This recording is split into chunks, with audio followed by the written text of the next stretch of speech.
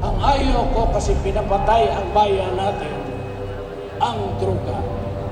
Maghinto talaga ang droga. Whether you like it or not.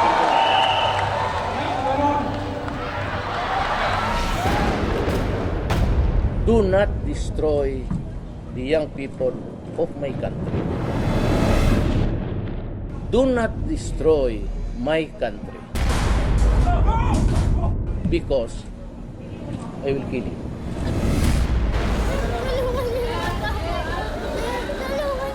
Prangkahan tayo sa buhay na ito. Huwag na tayo. Never mind about human rights. Never mind about. Just them set aside first. I would be harsh. And wala akong tolerance sa droga. Zero. So, yan ang laban natin ngayon. We will eliminate the drug lords once and for all. Bitawan na ninyo yan o kainin na ninyo ngayon ang supply ninyo. My God, I hate drugs. Kaya mag-surrender na kayo habang may panahon pa. Dahil sayang. Talagang hindi namin kayo tatantanan. Kung ayaw mag-surrender, din lumaban kayo. Do your duty, nurture the love of country, and remain loyal to this flag, the Constitution of the Republic of the Philippines. Alamin na muna ang katotohanan. Walang puso, walang konsensya. Basta ba siya na lang siyang pinapatay? A good leader must be a terror to the few who are evil in order to protect the lives and well-beings of the many who are good. Makinig kayo, Pilipino. Are you with us or are you not with us?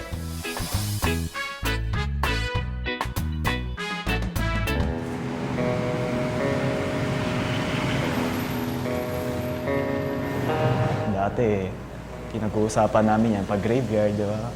Ano kaya yung cover namin ngayon?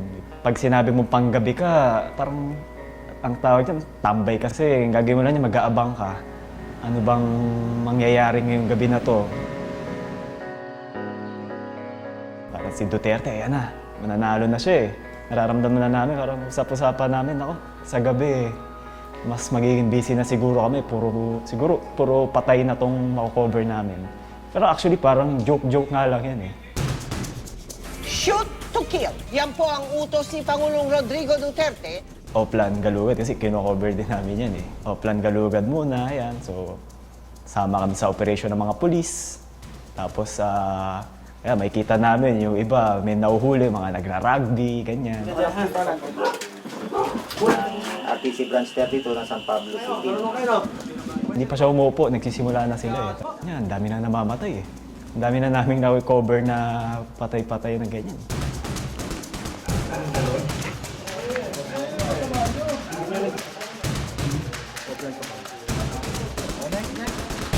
May encuentro yung lagan. Meron. Oh. Pagpasok ng mga operatiba namin, nung katokan yung pito, biglang pumutok.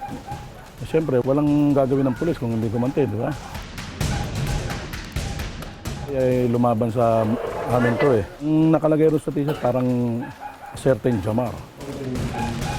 Ang hirap din masabi talaga eh, kung nanlaban ba talaga yan o hindi. Pero, ang observation ko sa baril, lagi yung 38 na revolver. Yun lagi ang baril niya.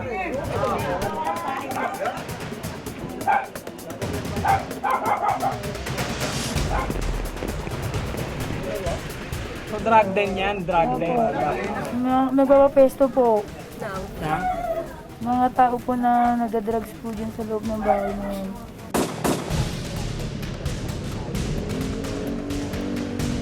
May narinig daw silang mga putok. Kasi may karatula silang... Ano nakalagay? Tulak. Tulak ako. Adik ako. Tulak ako. Pinakamarami ko na-cover, yung na-cover ako 80 ng patay sa isang gabi eh. Hindi mo pupuntahan lahat dahil sabay-sabay minsan yan eh. Na-shock ako. Wala pa ako mga 5 minutes sa MPD. Tapos, yun na, biglang sabi, may 3. Takbo agad, like before, parang minsan nag-wait ka buong night. Yung dati, nag-shoot lang yan, ma-aksidente. Pero yung mga nag-shoot ako, recently, parang minsan, sa sobrang dami, di mo na alam kung saan pupunta eh. Yung kinover ko in 1 week sa killings, sa drug war. Higit pa yung 1 year ko nag-cover back in 2005-2006.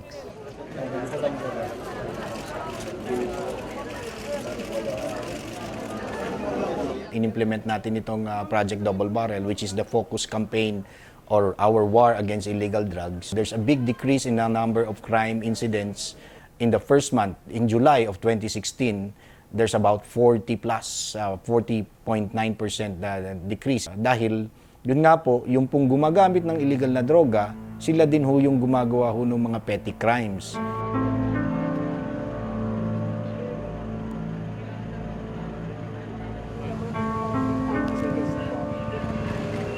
Pang-apat na to na nakapiring siya, tapos shoot on sight. Binabaril, boy pa yan eh. Binabaril nila. Pero pag ganito, hindi masyadong naiisip na ano. Hindi masyadong naiisip kasi nagtatrabaho ka.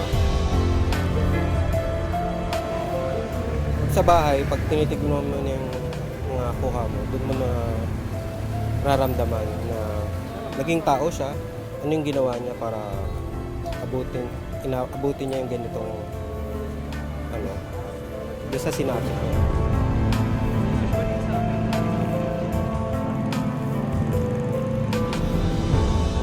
Madugo talaga. Hindi natin labas yung utak, labas bituka, ganyan. May tad-tad talaga ng bala. May kinover akong isa eh. 4 na riding in tandem ang pumatay sa kanya. So, 8 tao para sa 8 katawang pumatay sa kanya. So, tinadtad talaga siya ng bala. Makikita mo minsan may placard na pusher, drug user. Lumakas yung ating kampanya, di ba? Yung ating mga pulis ay motivated magtrabaho. Yung matagal ng panahon na napabayaan nila yung problema sa droga. Ngayon, lahat ay aktibo na. So, the more operations, the more police operations that we are conducting, you expect more casualties to happen. Talagang diinan natin yan. Diinan natin ang gusto. No let up. Kasi ang pinaka-guiding statement natin dyan is yung sinasabi ni Presidente na we have zero tolerance on drugs. From July 1, mula nung pag-assume ng bagong administrasyon, ang average is 12 drug suspects killed per day. Template na nga lang ang mga news reports eh. Filling the blanks na nga lang. Kinilala ang mga napatay matapos manaban ang mga nang malaban umano sa mga polis. Kasi pagbarilan daw siya sa mga polis. Nanlaban pa umano ang suspect. Nanlaban umano ang lalaking nakilala sa... Habang kumakain tayo sa umaga, yan, o kaya nagte-take tayo, nagdi-dinner tayo sa gabi. Yun ang mga videos na mga scenes, mga pictures, mga photos na nakikita natin, mga patay, mga dugo, may dugo na para mga suman lang at mga dinuguan, pinagpupulutan natin, nanonood lang tayo, anong mga reaksyon, halos wala. Dati na nangyayari ito. Kasi totoo naman na work that they do, nakakapatay sila. Okay, nangyayari na yan before. At pati yung mga issues na inanlaban eh. Okay, so nakita ko na yan. Ang problema lang, in the past few weeks, nag-escalate. Ang dami. Actually, pag nakakita ka ng baril doon, mag-iisip-isip ka na hindi ba planted to? Kasi parang napaka-convenient. I've had cases na multiple gunshot wounds, tapos may baril nga. Tapos ganun din ang storya ng laban. Tapos kalabas-labasan yung kamay niya, merong marka ng posas. So nakaposa siya. Tapos parang it's taken for granted na pag sinabi nila na nanlaban, conclusion na yon, final na yon. And ang problema sa setup natin sa Pilipinas, walang independent, objective, scientific investigation na nangyayari.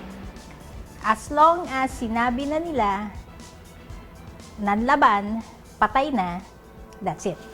Albo! Ano? Albo!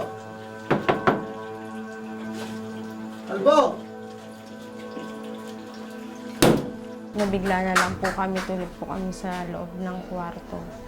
Na may kumakatok na po na sinisigaw nga po yung pangalan ng asawa ko. Pagbukas ko naman pinto, wala naman po silang warrant. O wala naman po silang binigay sa akin na kung ano man.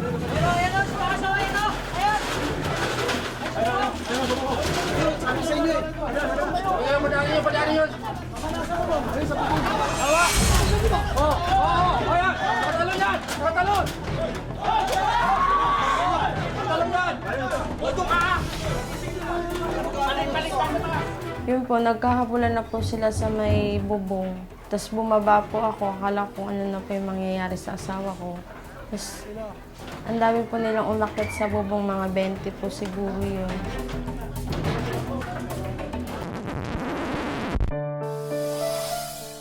Dati niya pong trabaho, construction. Kulang-kulang po yung ano niya pong sahod. 250 kasi labor lang po siya doon. Sinabi niya po sa akin na ganito na lang po ang ibenta niya para mas malakas. Para daw po mabuhay niya po kami, tapos makabayad sa mga upa, pang araw-araw namin. Ano pong binenta po niya? Drugs po.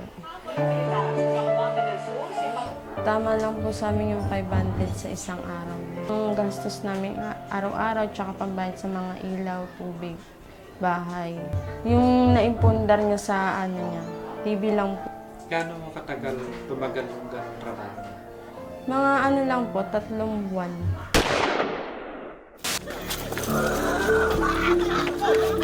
May nakuhang baril sa kanya.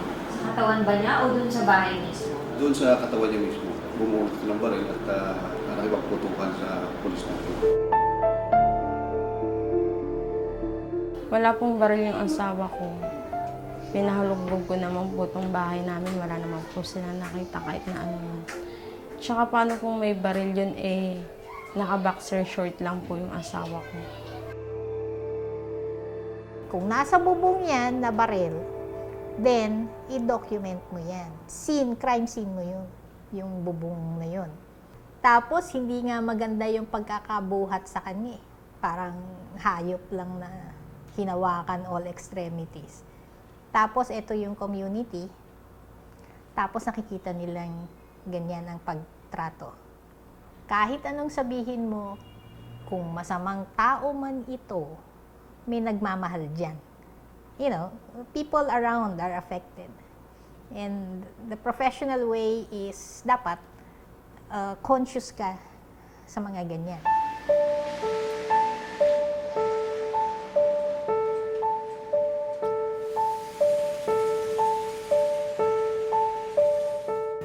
Hindi mo pinigilan ng asawa? Pinigilan ko naman po. Kasi ayaw niya naman po na nababalitaan niya sa TV na namamatay. Ayaw niya naman po kaming iwan mag-iina kasi manamahal po kami ng asawa ko. Sumama po siya sa akin sa barangay na sumuko. Handa na naman po siya magbago. Kinabukasan po na nangyari yun, dapat po starting niya na po sa trabaho. Anong trabaho dapat? Construction po sa Makati. Ngayon wala yung asawa ko, hindi ako alam kung paano ko ibabuhay mga anak ko.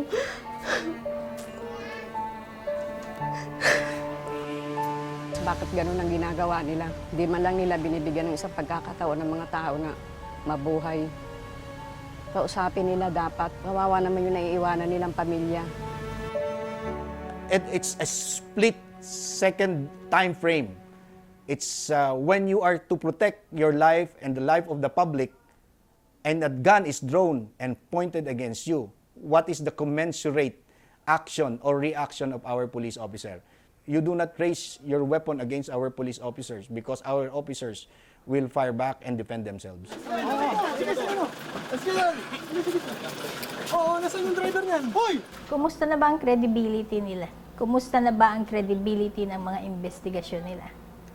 Hindi maganda yon kapag hindi na naniniwala. And ang problema, basta na lang i-pronounce nila na ganito, nanlaban, etc. Tapos na. Tingnan mo na lang. Sige, napatay ng state agents. Sino ang mag-iimbestiga? Sila din. Ang ebidensya, saan pupunta? Sa kanila. Ang crime lab, kanila. Yung medico-legal na mag-autopsy, kanila. Ano ba ang standards ng investigasyon? Ang babaw-babaw. Kung ang suspect ay nasa custody ng law enforcers, duty bearers who are supposed to protect, tapos gano'n na namatay yung supposed to be yung suspect sa kanilang jurisdiction, yun ay kinaklasify natin as extrajudicial killings. Yung vigilante na killings na nakikita mo sa streets like that, plain and simple murder yon. It's a play kasi it was killing with impunity by just anybody who are unidentified assailants. These are instances that we would lump in as part of extrajudicial killings.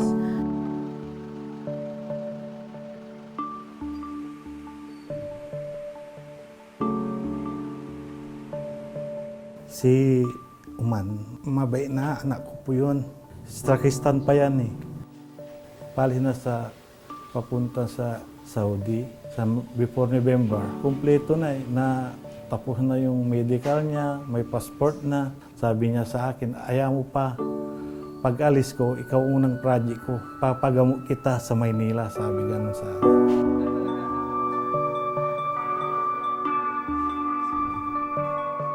Yung mga ibang bata, sakit sa ulo, siya hindi. Palatawa siya eh, naka-smile siya palagi. Gusto niya makatapos, makatulong sa amin. Yun ang pangarap niya. Po yung nangyari nung... Nagigib pa siya. Inigiban niya yung lola niya ng pangligo. Kasi, kinabukasan sana, magsisimba sila sa Manawag. Tapos, pinakain pa niya yung lola niya. Lumabas. Sabi niya, papahinga lang siya sa labas. Diyan lang sa ng bahay namin. Dumating yung barkada niya, tricycle driver. Kaya lang, sumakay, halika pare, ride kita. Sabing ganon. Bili tayo ng kaliskes. Yung sabaw doon sa Nagilayan. Kaya lang, sinakay nila yung talagang pusher. Yung anak ko, hindi niya alam yung pusher palang sumakay. Hindi niya alam kasi hindi lumalabas yung anak ko eh. Mag-aalas 2 na ng madaling araw. Nagsabi sa akin, yung tatay po nung kaibigan niya yung nakaligtas. Pumunta po siya dito sa bahay, kumatok po dyan sa bintana namin. Tapos tinawag po niya ako. Sinabi niya na baril si Roman, pero hindi niya sinabing patay na. Basta nabaril si Roman, puntahan niyo sa police station, sabi niya. Sa morgue na namin siya nakita. Saan mo siya binaril po? Sa likod, tapos sa ulo. 3 sa ulo, 2, isa sa likod. Yung sa likod po niya, tagos po sa puso. Yun po, doon na po siya namatay talaga. Dinamay lang yung anak ko. Wala akong masabi, talagang dinamay. Walang kalaban-laban yung anak ko. Hindi siya drug pusher, hindi siya drug user. Inosente siya. Hindi naman po siya nagdodroga. Talagang kahit sinong tanongin niyo dito, talagang mabait na bata siya. Diyos na ang bahala sa mga gumawa sa kanya. Kasi hindi naman po namin alam kung sino. Yung nakakita, yung naka-witness, hindi naman po niya namukhaan kung sinong gumawa sa kanila.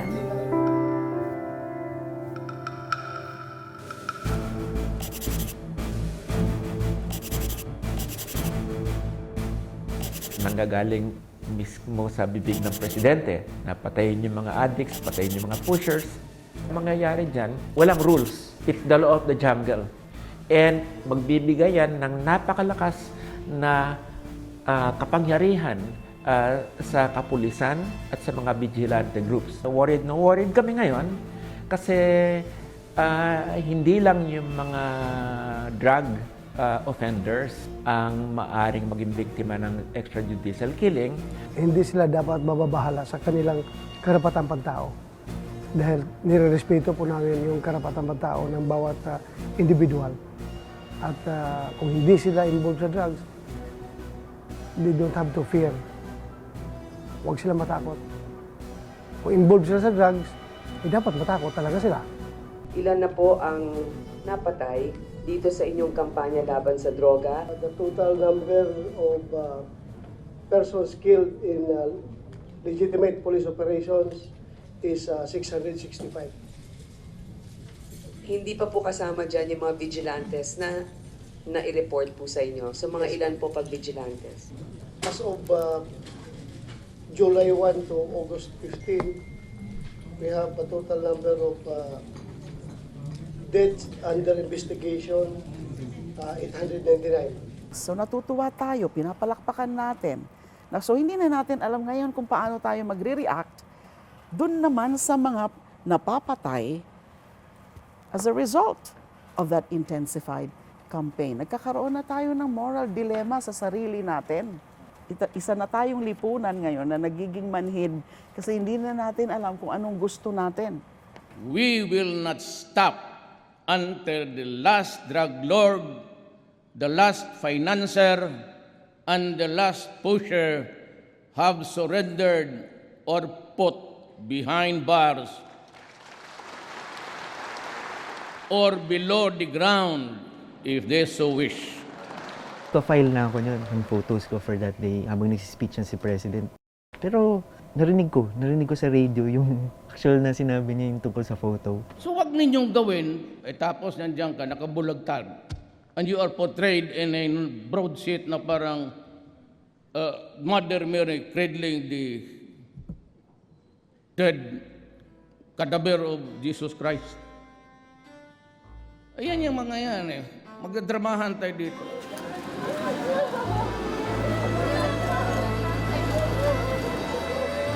Natatanda ko yung eksenang yun. Yung eksena yun sa Pasay. Pumasok kasi yung partner, si Jeneline Olaire, sa loob ng police line.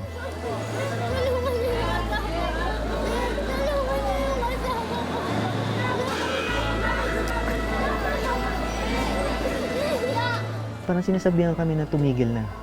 Tumigil na mag-shoot. Tumigil na, tapos tulungan sila. Tapos may nakita akong pulis sa likod ko. Tapos tinanong ko siya kung anong hinihintay niyo. Sabi lang sa akin, patay na siya. Tapos kailangan lang dito yung sopo. Sumama loob ko first kasi parang sinabi drama lang yung picture. Ako personally, bigay mo na yun sa kanila. Bigay mo na sa family nila. These are real people na umiyak siya at ano pa nangyayari sa atin. May isa pa nag-comment na parang yung ginawa ko daw, parang nag-hire pa ng mga actors at theater. Imbis na pang-awaan mo yung family member, yun ang explanation ng gusto nila, na fake yung litrato. Imbis na intindihin kung sino to mga to.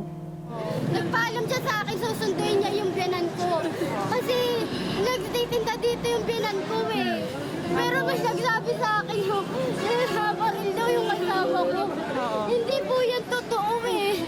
Wala po totoo dyan. So hindi siya drug? Hindi po. Hindi po talaga. May overpass kasi dyan eh. May LRT Pasay Rotonda. EDSA. North Wing, northbound. Dito una ako. Yung culture of impunity na pinapromote nito, everyone could be, pwede siyang patayin. Hindi mo nga alam ngayon kung sino kung totoo ba o hindi na kung drug pusher man siya. Ginajudge na lang sila alone by this cardboard scene. Sabi nila cardboard justice. Pusher to, huwag mo na tularan. Ganun kadali na lang eh. Pero yung second na reaction ko was, in some way, ewan ko tama yung word eh, tagumpay. Parang nag-translate siya to what's happening now, yung situation natin on human rights. Ito ay hiling ng taong bayan nung nakarang eleksyon. If they project it to fail, then they must be able to tell us ano yung pwede namin gawin para hindi ho mag-fail. Hindi ho yung isang buwan pa lang ho tayo we look at it as if it's going to fail when our figure says otherwise. Marami mga bumoto kay Duterte, sure.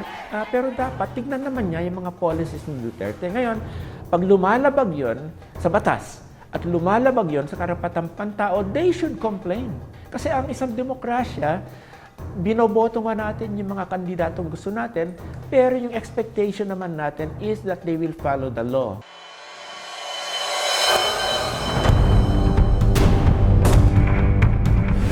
Nangyari nung August 3 incident ng riding in tandem na kung saan si Danilo Mendoza Jr. ay biktima ng shooting to death ng dalawang pinaghihinalang gun for hire.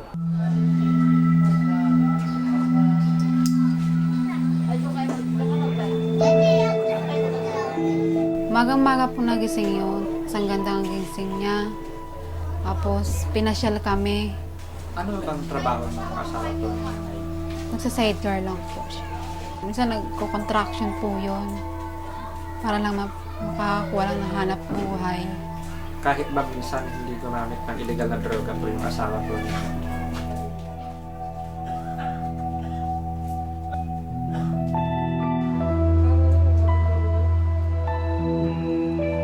Nangyaring bandang alas 8.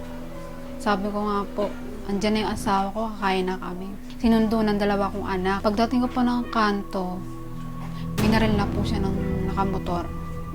Mabilis po yung pangyayari. Kala mo gulong yung pumutok, yung pala siya na yung tumumba.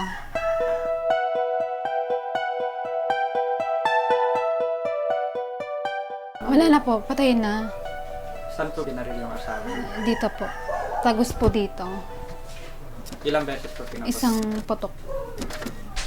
Diyan ka po, tsaka siyang pumutok. Ang lapit po talaga.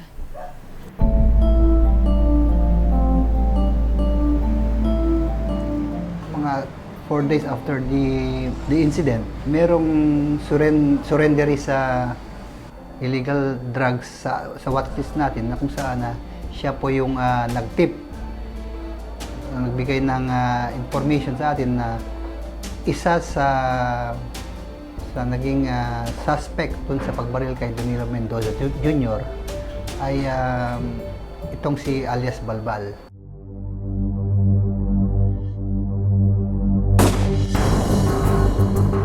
Ang sabi nga nung surrendery natin, pareho silang nagtutulak ng droga at may lumalabas na kompetensyahan at saka nagkaunsehan ng illegal drug money. Kasama na po si Danilo Mendoza dun sa ating watchlist. Dinagdagdagan lang po nila ng ganun yun. Pagdating ng tibig, nalagay nilang sangkot sa droga. Hindi naman po yun dun sa dahilan ng ganun yun eh. Hindi rin po sa nagbebenta ng illegal na droga? Ay, hindi po kuya. Hindi po siya nagbebenta. Pero nakagamit? Nakagamit pero bumago naman po siya. Matagal na po siya? Opo. Tagal na po. Nagbago na po yun eh. Gusto ko rin po yung mapatay yung bumaril sa asawa ko. Para mawala na lang yung sakit sa dibdib na pumatay din dun sa asawa ko. Na walang puso. Walang konsensya. Agaran po kaming nag-conduct ng bypass operation. Actually, ang intention po namin ay makuha ng buhay itong si alias Balbal. Siya yung lumalabas na nagmaneho ng motorsiklo na sinakyan ng gunner. Nung binilhan po siya ng drugs, amounting to 500 pesos, nakahalata siya kasi may nag-tip sa kanya, may biglang sumigaw sa kanya na pulis yung kanyang kausap. At biglaan, pinutukan ni alias Balbal yung ating operatiba. Nag-retaliate lang naman yung ating operatiba. Sabi nga, sa intelligence, we learn from the past. We manage the present and we anticipate the future. Sabi nga, the police shoot not to kill, but to stay alive. Lugi nga sila talo kagad Kasi kung pulis ka and involved ka, actually tainted na kagad. For all you know, baka nga nangyari according to what you're saying. But it's so unfair kasi kayo na lang ang nagsasalita. Paano naman yung patay? When they say scripted, they should be able to back this up with evidence, statements, affidavits, o eyewitness account. Hindi ho tayo po pwede na maglalabas ho tayo ng mga statement na ganyan na magbibigay ng maling perception sa taong bayan. They're doing an anti-drug operation when fired upon several times by the suspect. No? Meron tayong kasama na nasugatan din. Naunahan siya ng ating target person. Muntik na siya naging nagdalaman ng payagan sa obituaries. No? Buti nga at hindi siya nakuha. We really have to protect ourselves to be able to protect the Filipino people. Because pag namatay po yung ating mga pulis, sino nga naman ang magpapaaral sa kanilang mga anak? Sino magpapakain sa kanilang pamilya?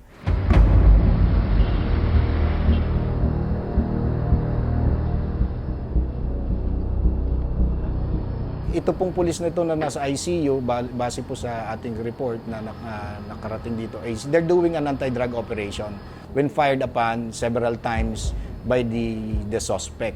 Alam naman po natin na yung pong nagtutulak ng illegal na droga, aayaw po nila na sila ay mahuli. At sa may mga pagkakataong ito, sila ho ay armado. Bawat insidente po na nagagamit po ng ating pulis ang mga service firearms to defend themselves, meron pong automatikong investigation ang Internal Affairs Service.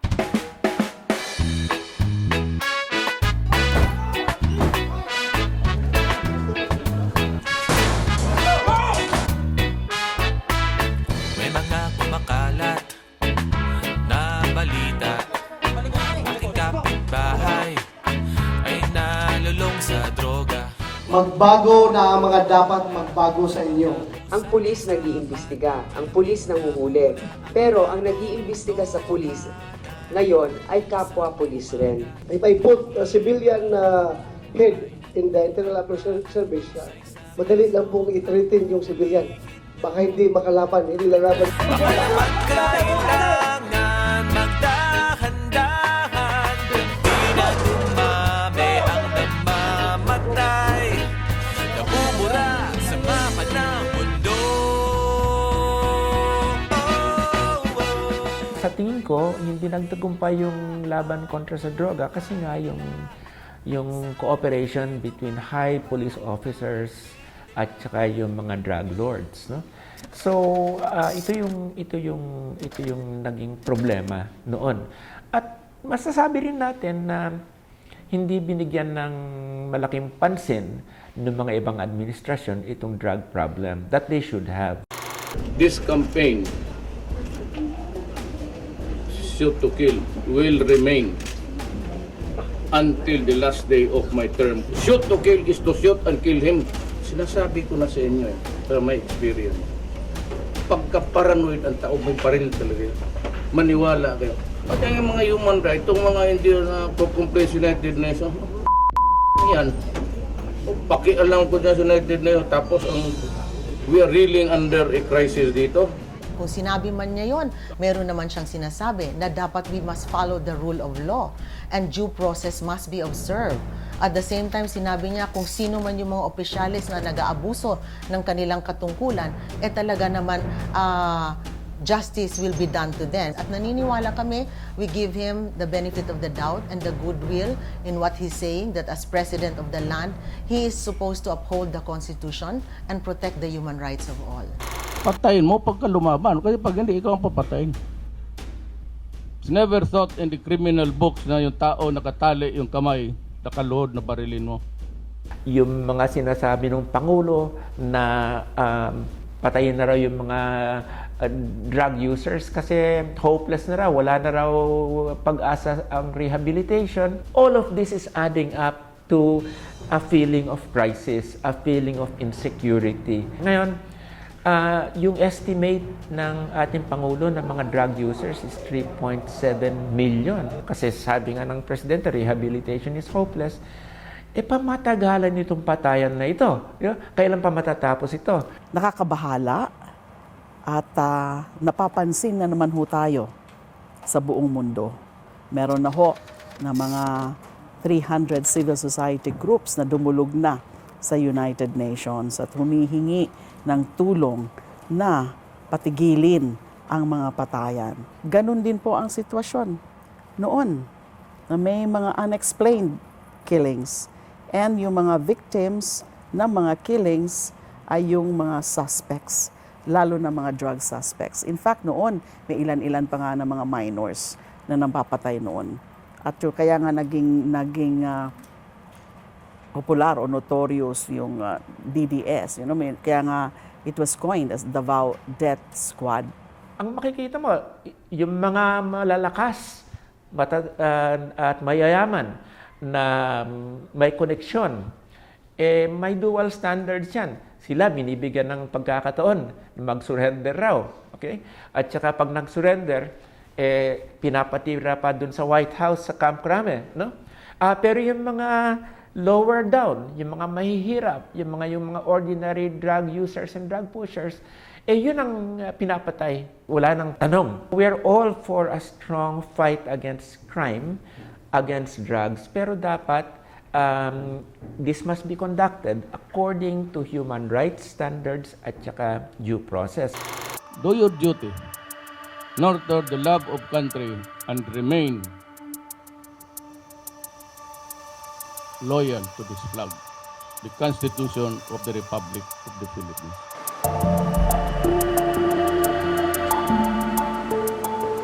Sana kinausap muna, hindi yung papatay na lang ng ganon-ganon na walang kalaban-laban. Nakita rin nila. Sabi ko, wala na si Papa niyo, nasa heaven na, inuman na siya. Yung bunso ko may trauma eh. Kaya niyong makita yung ama niya. Hindi niya patanggap.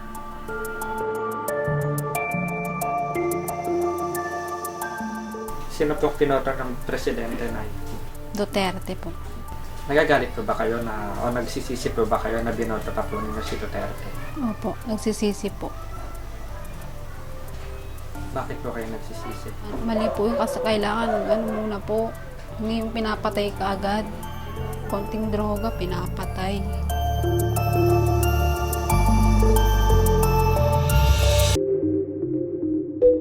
Anong masasabi mo sa mga nagaganap na pagpatay sa mga suspected users at pushers ngayon? Tama naman yung ginagawa nila, yung mga pinapatay yung mga pushers, mga addict na yan. Parang wala akong pakialam eh. Parang hindi naman ako na-alarm sa kaya okay lang yan kasi at least 'di ba nababawasan na sila. Hindi lang yung populasyon natin dito kundi yung masasamang tao. Pabor ako dun sa ginagawa or dun sa nangyayari. Kasi before nawala yon or before na hindi ginagawa yon, parang walang changes. Unlike katulad ngayon na may pinapatay or kahit sino, lahat tayo nakikita natin na nandyan na ayun na, pinatay kasi pusher. Dati akong addict. Sakaling makita mo ako ngayon, anong gagawin mo sa akin? Babarilin kita. Babarilin niya po ako. Kasi addict ka eh. Ito ay yung ganyan na mga pinaghuhusgahan na kaagad. Nakakalimutan na naman yung mga basic constitutional precepts laid down in the Bill of Rights. Buhay na buhay pa ho dapat ang Bill of Rights. Dapat hindi yan linalapastangan. Gusto natin na bigyan ng pagkakataon magreporma ang mga taong nakasala sa ating bayan. At habang may buhay, may pag-asa. So dapat bigyan natin silang mag-reform. Hindi patayin sila. Kung hindi bigyan sila ng pagkakataon magbagong buhay.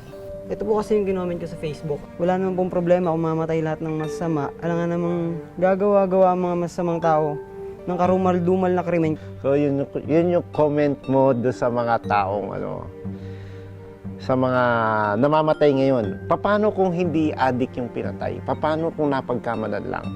Sabi ko noong una, natutuwa ako kasi nga nababawasan na sila. Pero nung parang tuloy-tuloy na, parang naisip ko, inimbestigahan ba yan? Meron bang assurance na gumagamit sila? What if parang tripper lang sila? Sang-ayon ako na sabihan silang salot, kaya dapat mawala talaga sa dito. Ako po, Christian po ako, pero sa akin kasi, paano po yung mga nasisirang pamilya ng dahil lang sa droga, di po ba?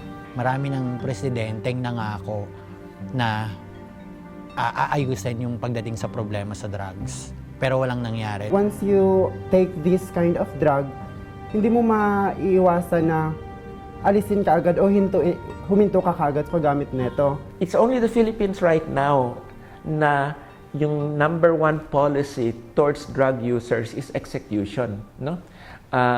And extrajudicial execution. Lahat ng ibang mga bansa, rehabilitation ang approach sa drug use. Maski Singapore, no?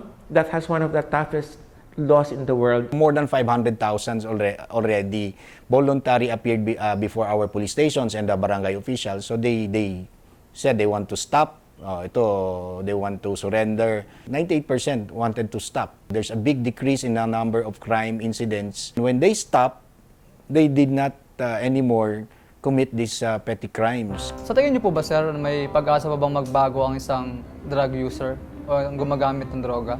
Palagay mo ba yung bawat isa, yung maraming addict, wala yung ilan doon, wala na bang chance na magbago talaga? Parang mahirap magbago ang isang tao once gumamit na siya neto, kahit sabihin niyang huminto siya, ganun, hahanap-hanapin niya pa rin ito. Ako si Aying, taga Nueva Ecija ako sa Cabiao. 50 years na ako ngayon. Ako si Wilbert. So, alam niyo ba dati akong nagdodroga? Wow. Nang taon ng 2005 hanggang pumasok na 2007 ay naka-experience ako ng pag-take ng droga. Parang pakiramdam ko, hindi ko maramdaman yung pagmamahal sa loob ng pamilya. So, hinahanap ko doon yung solusyon. Isa akong drug addict. Namuhay ako noong araw na 14 years, nagsimula ako. Iba-ibang klaseng drugs na yung tinitikman ko. Yung napuntahan ko mga barkada ay mga bad influence pala.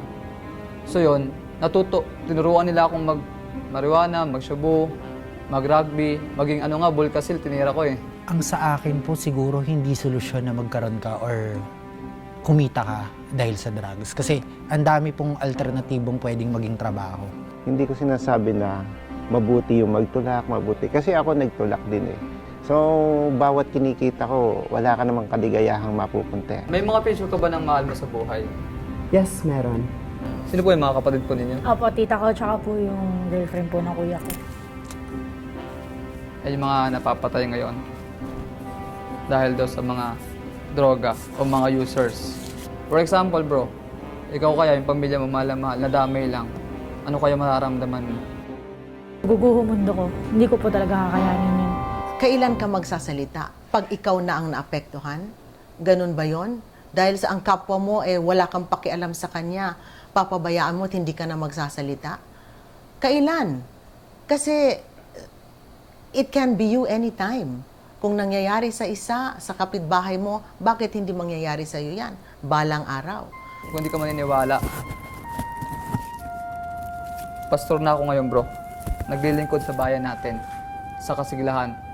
Ngayon, ang aking ginagawa ngayon sa aming simbahan ay tulungan ng mga kabataang i-divert yung kanilang isipan sa mga bagay na hindi maganda, katulad ng pagdodroga. Nung makilala ko ang misis ko, nagkaroon ako ng chance na magbago. Gaya ngayon, hindi na ako isang addict.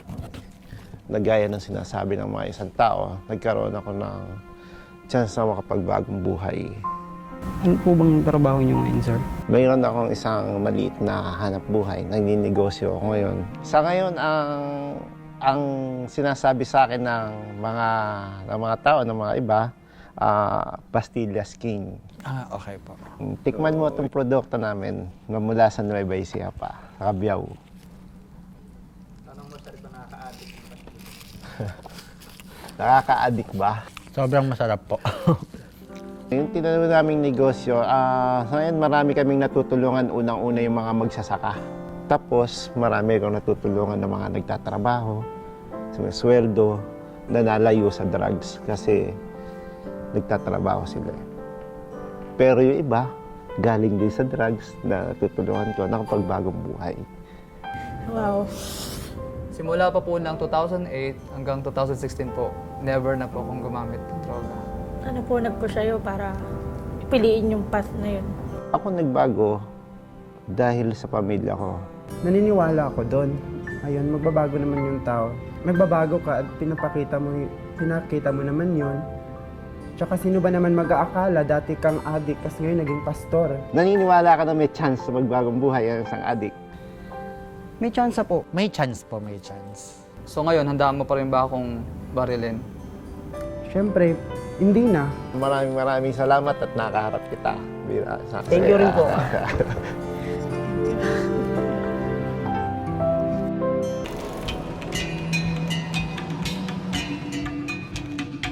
We are all for a strong fight against crime, against drugs, pero dapat this must be conducted according to human rights standards at saka due process. Marami bumoto para kay President Duterte dahil hinahanap nila yung pagbabago.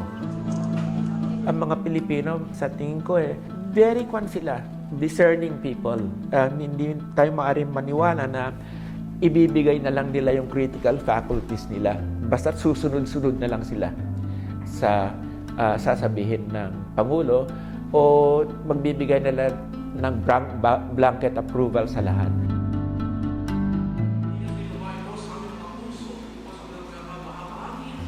Kailan nangyari sa atin na kapag tayo nakakakita ng mga pinapatay, natutuwa tayo? Dati nasa-shock tayo. Shock! Oh, grabe yan. Pero ngayon, ordinaryo na lang at natutuwa pa. Yun ang nakakatakot. Sabi ko noon, ang excuse yata natin ay kasi mahirap tayo. Kasi kung usually patay kasi involved dito ba't mo ipaprioritize ang patay kung yung mga buhay? Walang makain, matirhan, walang edukasyon, health, etc. Parang over the years na-realize ko, hindi naman tayo mahirap pala Just nananakawan So, it's a matter of priorities din. It's but right na naki-question yung mga insidente, andyan yung issues of human rights, but then kung meron kang ang sistema, kung nasa tama ka naman, lalabas yun Sa bawat galaw, iniisip po natin ng ating mga pulis yung karapatan ng bawat isa. Kaya nga po, maingat po tayo sa ating ginagawang operation. At the end of the day, we really have to protect ourselves to be able to protect the Filipino people. In any civilized, modern, constitutional society, may primacy of human rights in the same manner na may primacy of rule of law. Ang yaman-yaman natin sa human rights provisions, tayo ata yung pinaka. Yung sa lahat ng mga saligang batas sa buong mundo, rich and abundant in human rights and social justice concepts and principles. Ito yung dapat tutukan ng isang gobyerno, yung pagpapawi o yung reduction of poverty. Napakita naman sa maraming mga studies, drug problem, crime problem, majority of this galing sa kahirapan. Pag ang approach ng isang gobyerno repression, na whether mass incarceration, mass imprisonment kagaya sa US o sa atin extrajudicial execution, napakita na naman sa ibang bansa that this does not work.